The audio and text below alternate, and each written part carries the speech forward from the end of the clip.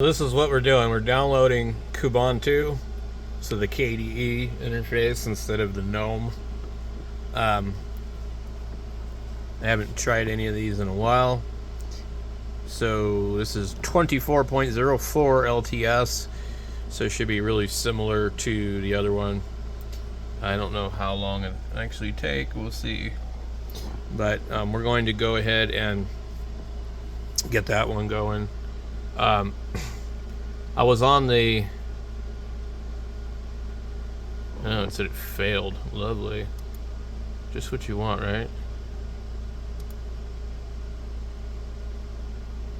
It's interesting how nowadays they choose to download pretty large files for these.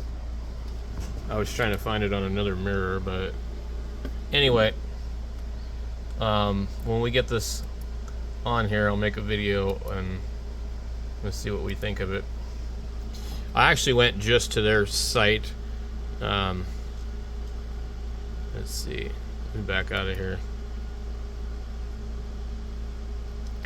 So I don't know how different this is from Ubuntu. Is it just KDE and everything else kind of runs the same? I don't know.